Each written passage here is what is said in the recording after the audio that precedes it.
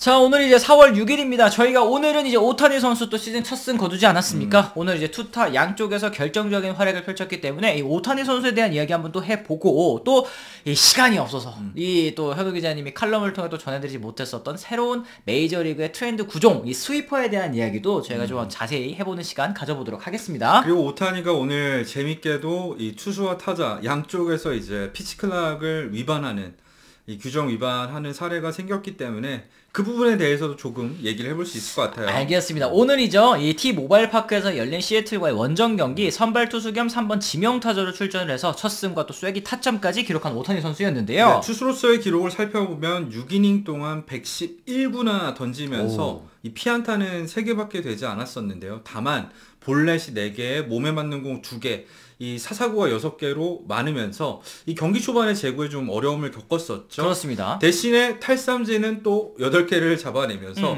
어쨌든 1실점으로 버텨줬고요. 그게 에인절스의 승리로 연결이 될 수 있었고, 또 타자로서도 볼넷 2개에 2타수 1안타, 이 1안타가 결국에는 쐐기 타점이 됐습니다. 맞습니다. 그러니까 오타니가 저번에 말씀드렸죠. 개막전에서 못한 이유가 무엇이냐? 네가 쳐야지. 네가 쳐야지라는 거를 이기려면 네가 쳐야지. 에인저스가 오타니한테 뭔가 깨우침을 주지 않았나? 그러니까 이게 사실 답내친이라는 단어가 내셔널리그에 있었잖아요. 네. 과거에 이제 디그롬 선수가 답답하면 내가 친다. 이게 본인이 선발 투수가 승을 따고 싶으면 본인이 이제 타석에서 쳐야 되는, 이런 좀 웃지 못할 그런 해프닝들을 이제 표현하는 그런 표현이었는데, 이게 지명 타자가 내셔널리그에도 도입되면서 없어진 단어가 됐잖아요. 근데 아메리칸 리그에서는 오타니 선수가 또 이렇게 하고 있다는 거. 오타니만 할 수 있는 거예요. 맞네요, 네. 맞네요. 어쨌든 이 투수로서 평균 자책점이 이제 0.75가 됐고요. 두 경기 동안 12이닝 1실점입니다. 18개의 탈삼진. 하지만 볼넷이 7개나 있다는 거, 그리고 오늘은 몸에 맞는 공 2개나 또 나왔다는 거, 이 제구에 대한 문제가 조금은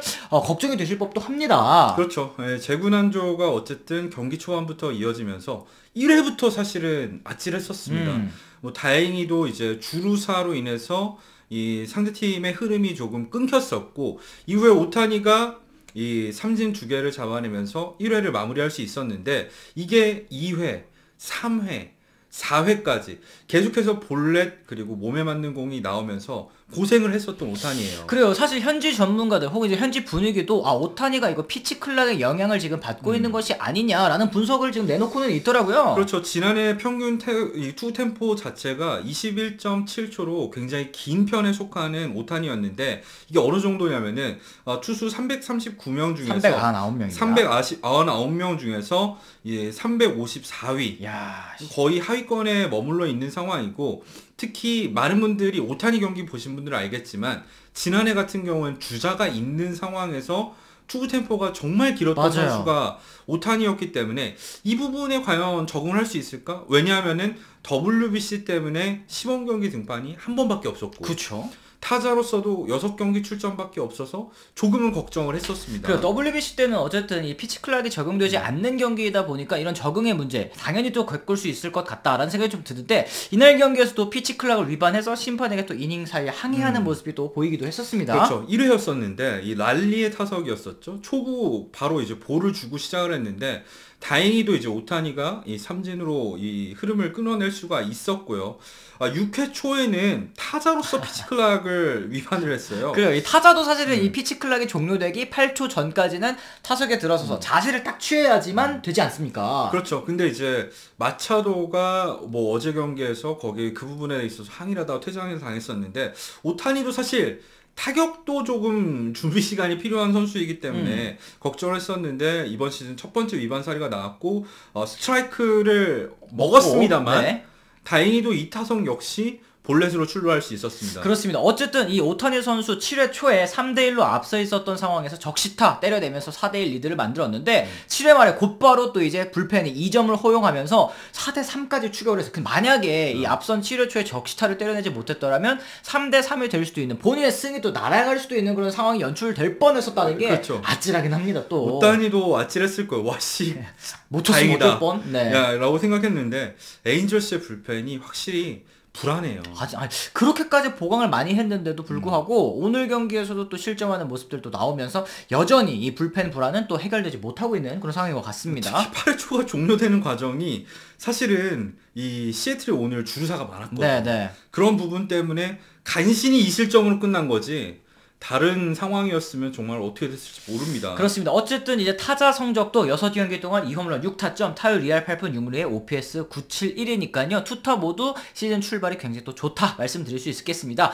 경기 뒤에 오타니 선수가 오늘 경기 이제 가장 좀 아쉬웠었던 부분, 승리는 물론 챙겼지만 패스트볼 제구력이 말을 듣지 않았던 것이 가장 좋지 못했던 점이라고 생각을 한다. 그리고 이 112구 굉장히 투구수가 많지 않습니까? 시즌 그렇죠. 초반인 걸 또 감안해 봤을 때는 굉장히 또 투구수가 좀 많았어요. 그렇죠. 이 5회가 종료된 시점에서 투구수가 93개였는데 이 감독이 더 던질 수 있냐고 물어봤다고 해요. 오타니가 더 던질 수 있다고 해서 이제 투구수가 늘어날 수밖에 없었던 과정이 있었는데 그 이유가 있죠. 예, 내일 어쨌든 경기가 없는 휴식일이기 때문에 좀 더 던지더라도 뭐 체력적으로 큰 문제가 없을까 판단을 했다고 하더라고요. 그래요. 근데 이제 카메라에 오타니가 마운드에서 내려간 다음에 더그아웃에서 이제 아이싱하는 모습이 좀 비춰졌단 말이에요. 이 오타니 선수가 평소에 또 보통 이 아이싱을 안 하는 선수이다 보니까 이런 장면들이 좀 약간 걱정을 또 하게 한 그런 부분인 것 같기도 합니다. 부상을 저는 예방하기 위한 조치가 아니었을까 싶고요. 사실 오늘 패스트볼 같은 경우에는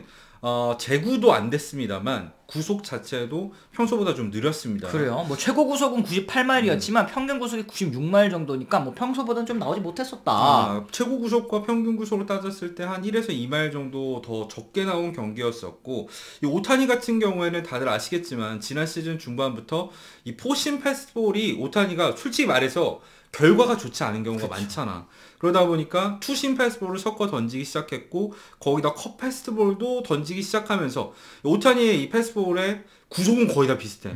근데 다 휘는 방향이 다르다 보니까 그때부터 이제 오타니의 패스트볼 성적도 좋아진 거였거든요.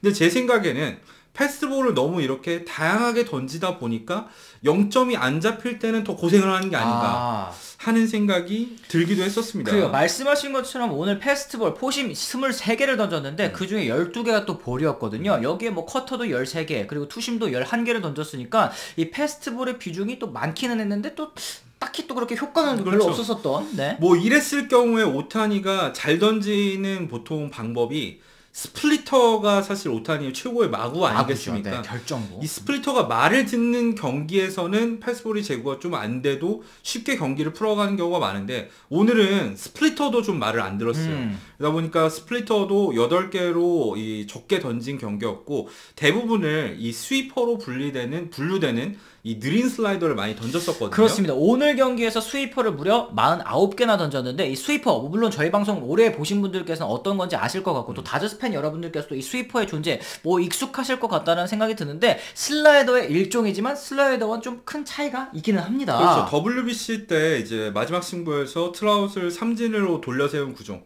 정말 횡적인 움직임이 굉장히 크다는 거를 영상을 통해서도 확인할 수 있었는데 네. 그게 바로 오타니 선수가 던지는 스위퍼거든요.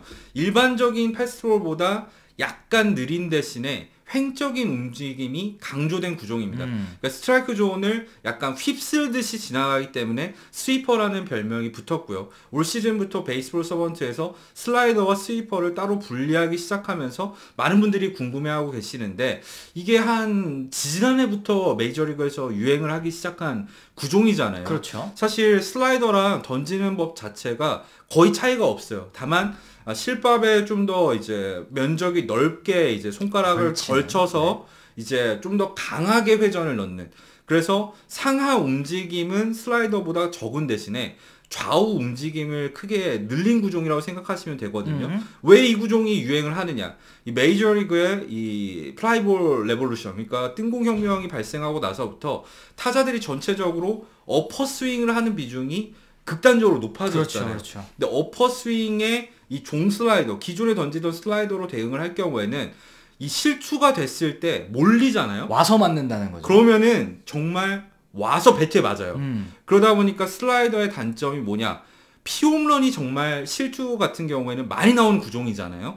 근데 스위퍼 같은 경우에는 기존 슬라이더의 단점을 횡적인 움직임을 강조하면서 없앴기 때문에 피 장타율이 기존 슬라이더에 비해서 획기적으로 떨어진 게 아하. 이게 가장 큰 특징이라고 할 수 있겠고요. 헛스윙 비율 역시 어퍼스윙 궤적이랑은 완전히 분리가 되기 때문에 기존 슬라이더보다 헛스윙 비율 역시 높게 나오고 있는 그런 구종입니다. 맞습니다. 말씀하신 것처럼 어떻게 보면 이 투수들이 어퍼스윙 혁명, 이 타자들의 이 기술 발전에 좀 대응하기 위해서 개발을 좀 구조를 좀 개발했다고 말씀을 드릴 수 있을 것 같은데, 말씀하신 것처럼 뜬공이나 팝플라이는 더 많이 나오고 그 다음에 하드hit은 오히려 적게 나오니까 장타 억제에도 좀 어느 정도 도움이 되는 구종이라고 말씀드릴 수 있겠습니다. 그렇죠. 이게 사실은 커브의 대체제라는 얘기도 초반에는 많이 나왔었던 게, 이런 얘기를 들었던 구종이 바로 너클 커브입니다. 아하. 이 2010년대 후반에는 메이저리그에 너클 커브가 유행을 했었는데 문제가 있어요. 너클 커브 같은 경우에는 투수가 새롭게 익히기에는 굉장히 시간이 걸리는 구종입니다. 그렇죠. 던지는 방법도 사실은 좀 독특하잖아요. 이렇게 눌러서 던지니까. 눌러서 던져야 되는데 가뜩이나 커브라는 구종이 이제 장착하기 힘든 구종인데, 제구도 어렵고, 그거를 너클 커브를 던진다? 당연히 이 안 맞는 투수들이 나오잖아요. 스위퍼의 장점이 뭐냐? 슬라이더랑 그립이 아까 거의 같다고 했었죠. 그래서 슬라이더를 던지는 선수들은 약간의 그립 변화, 그리고 약간 더 회전을 넣으려는 동작을 통해서 쉽게 익힐 수 있다는 거. 그래서 메이저리그에 더 넓게 퍼져가는 것 같습니다. 맞습니다. 지금 뭐 유행인 구종이라고 말씀드릴 수 있을 것 같은데, 오늘도 오타니 선수가 이 유도에는 21개의 스윙 중에 9개가 물론 이 스위퍼를 통해서 또 얻어낸 스윙이라고 하니까요. 오타니도 참 이 스위퍼라는 구종을 참 잘 활용하는 그런 투수 중에 하나가 아닐까라는 생각을 좀 해봤습니다. 그렇죠. 그러니까 기존 선수들이 던지던 슬라이더, 뭐 이런 얘기 많이 들어보셨을 거예요. 다르비슈가 자기는 슬라이더를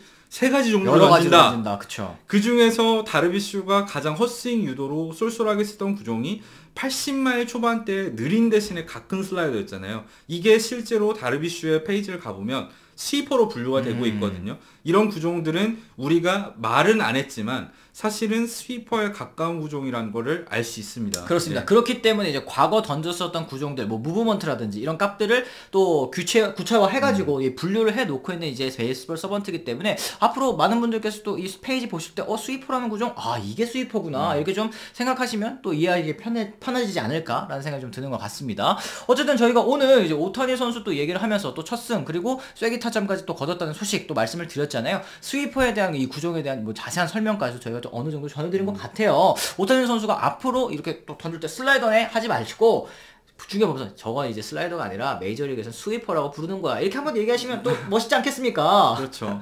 이런 부분 저희가 또 오늘 짚어드려 봤습니다. 이렇게 해서 저희가 오늘 또 준비한 컨텐츠는 또 여기까지고요. 저희는 또 내일 또 다른 이야기로 다시 돌아오겠다는 말씀 전해드리면서 오늘은 이만 물러가 보도록 하겠습니다. 지금까지 시청해주신 분들 모두 감사합니다. 고맙습니다.